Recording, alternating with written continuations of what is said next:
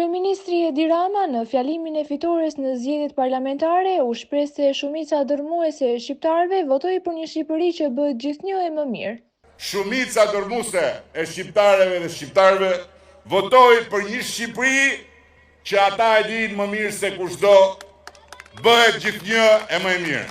Partia Socialiste e drejtuar nga Rama ka fituar zgjedhjet parlamentare që u mbajtën të dielën, duke siguruar mandatin e 4 qeverisës. Në fjalimin e tij para mbështetësve në Tiranë, Rama u shpreh se ky është një mandat për të bërë një me fatin evropian dhe sipas tij është një mandat për një sfidë historike.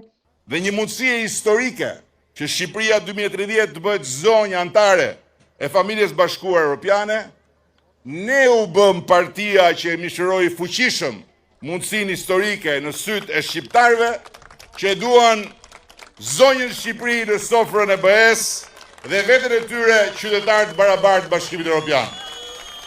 Ai shtoi se ky është një mandat për një Shqipëri të re, me një pozicion e fuqi të re, ku sipas tij do të rrisi prodhimin e përgjithshëm kombëtar nga 25 miliardë euro që është sot në 35 miliardë euro.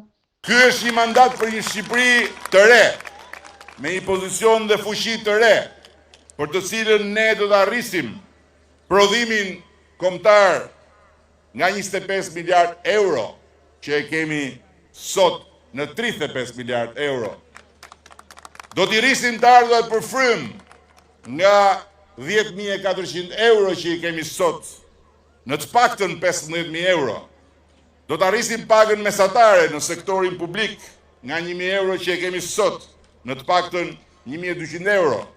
Do të arrisim pagën e përgjithshme mesatare nga 830 euro që kemi sot në mbi 1.000 euro.